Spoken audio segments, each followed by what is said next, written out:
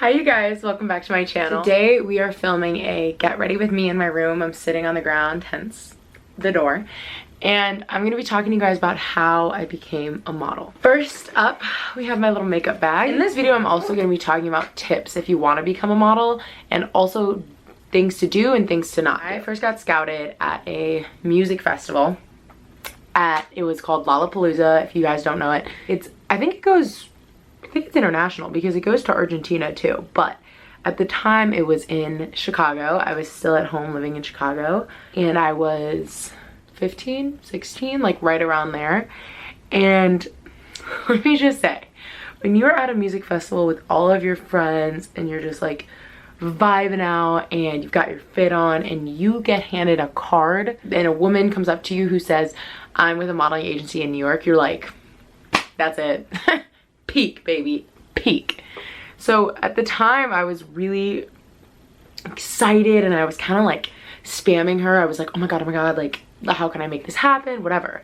There is a lot of ego involved in the modeling agency. Like there's people who don't like if you like show a ton of interest. They want to come to you. They want you to feel like you need them.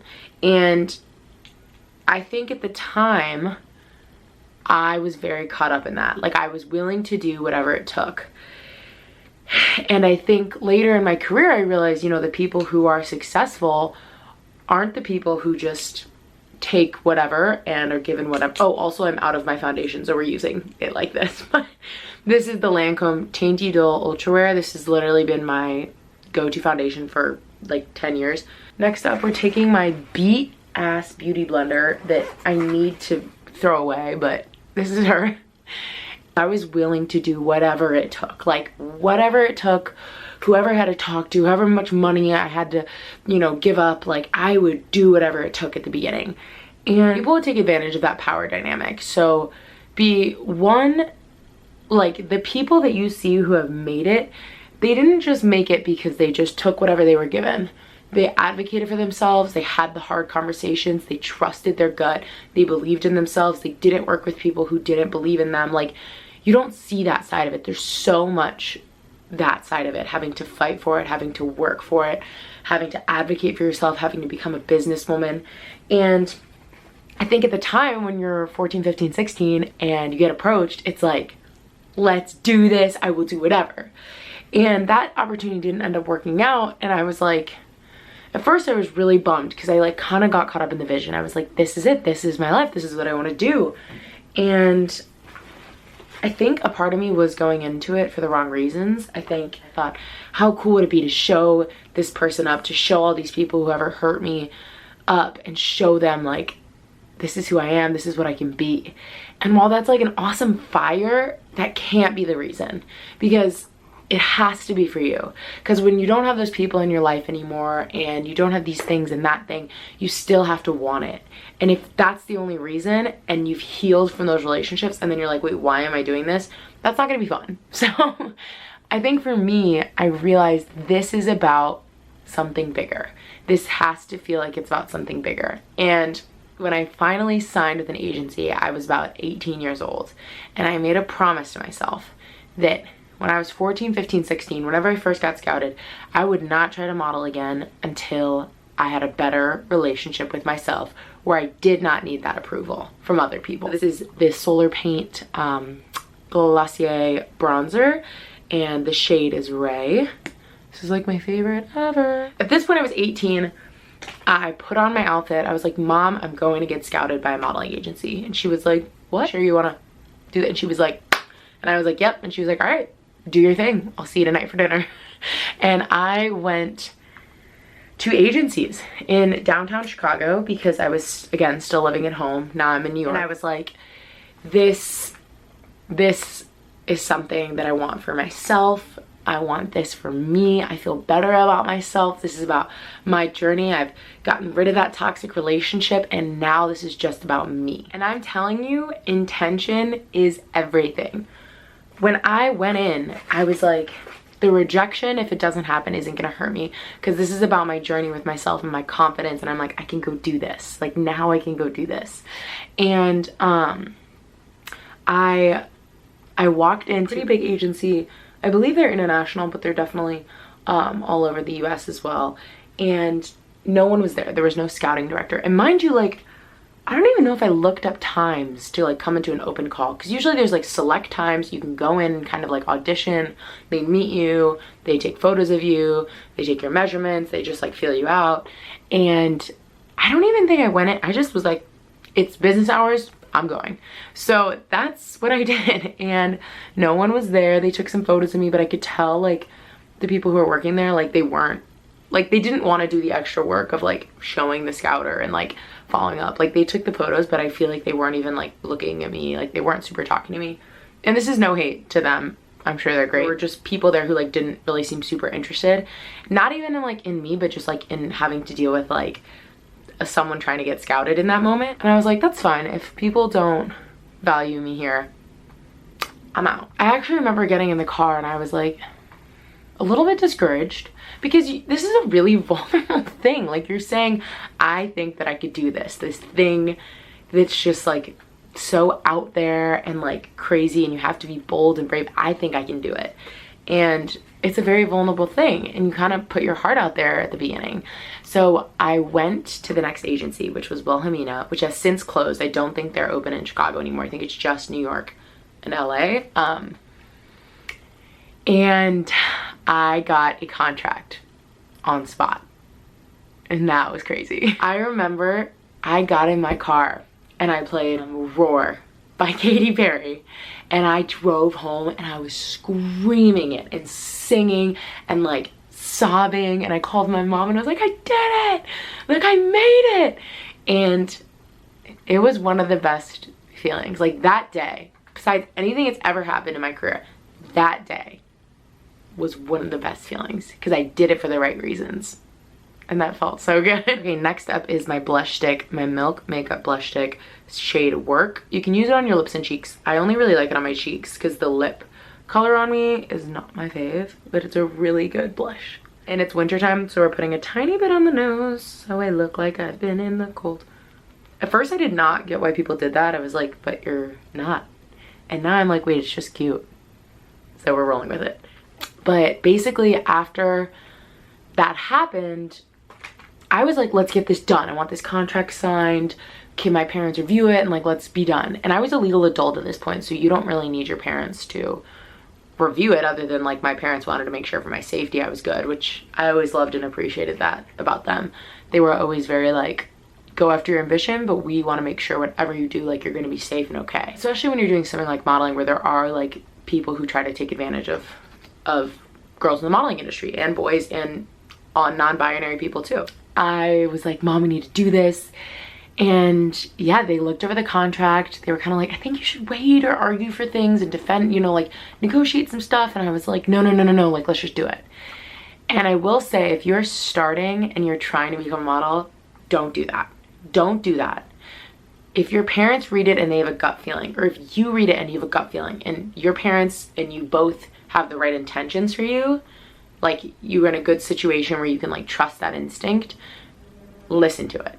Because there's a lot of things, had I known, I would have negotiated, I would have changed. And I think that unfortunately something that happens when you're like really excited is like, modeling is this dream, it's this vision. Until you're in the industry and it becomes a job and you see like the job parts of it, it just sounds cool. And you're like, that sounds amazing, I want to do that.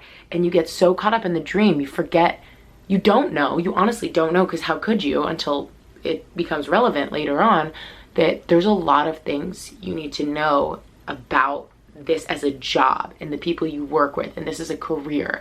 And when you're first signing someone, you're like, sign me up, I want to become a model, let's do this. And then 3 years down the line, you're like, wait, that same contract I had is still applying, and now I know what I'm doing, now I know what I deserve, and I'm stuck in this situation. So that's something I'd really recommend to be very careful about.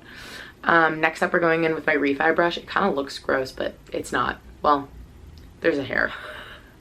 It's very long. I'm so sorry. This is my refi brush, dual-sided brow sculptor. This is like my favorite thing ever. So anyways, I got signed there, and then COVID hit.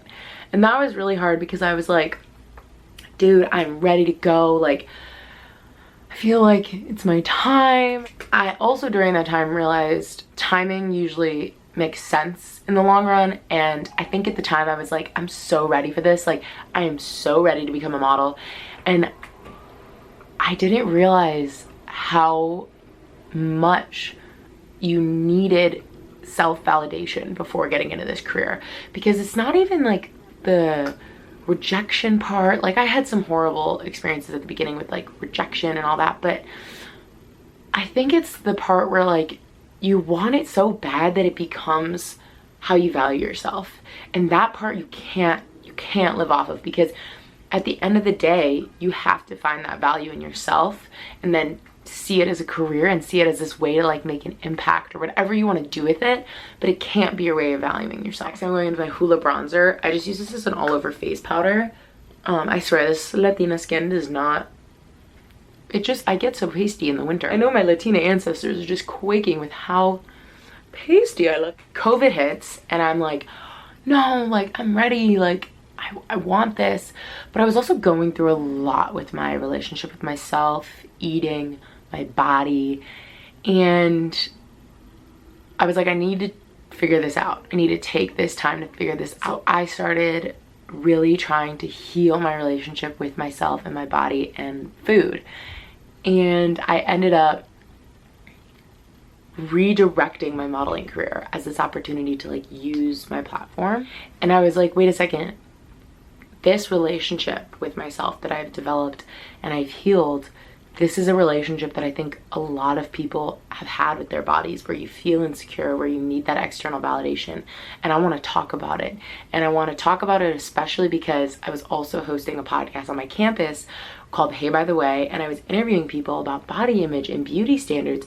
And while I was doing that, I was modeling, and I started to pick up modeling, started to pick up for like the quarantine time of COVID was passing.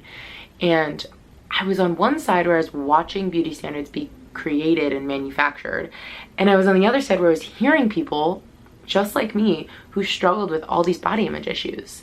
And so then I applied to give a TED Talk and that became my purpose. That became my purpose. That became my drive in modeling, to give myself the platform to empower other people to value themselves in more than their physical appearance. Because when I found that sense of like self-empowerment, self-fulfillment that had nothing to do with looks, nothing to do with like needing external validation, my career changed. I started advocating for myself. I started honoring different relationships that were healthier for me. Like everything changed, not just modeling, but like everything. And I felt like if even a model can benefit from that, where you think that body image is everything, then everyone can. And so that became my purpose and my drive with modeling. Next up, we're gonna do this NARS lip liner stick thing, lip crayon, and it's shade Take Me Home. Let's see her.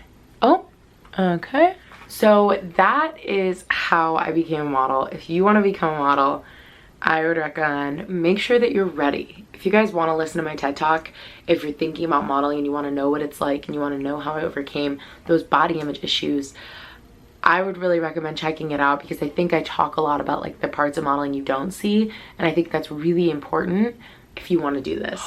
I almost forgot my favorite step.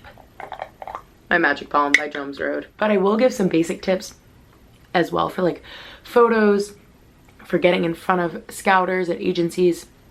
I would say look confident in all of your photos. Not like it's better to be bold than to shy away and then think like, ooh, she's new. It's gonna take a lot of time to like get her ready. Like look like you are ready for this. Like smile, big energy. If you do serious, commit. No, especially focus on the eyes. If you look scared in your eyes, immediately it's easy to pick up who is newer. Also, I would try to get in front of someone. Getting in front of someone is way easier, I think, for getting scouted, because I don't think all agencies always check the like online submission portal if you're sending in photos. And work on your relationship with yourself. Get ready for this career. Watch videos, learn what people do, and get ready, because you're gonna have to represent yourself as a business person, and that's the hardest part. So if you guys want to see more about that, I'd love to talk about it. But I really hope you guys enjoyed. I will see you in the next one, and as always, don't forget to go do something brave today. Love you. Bye.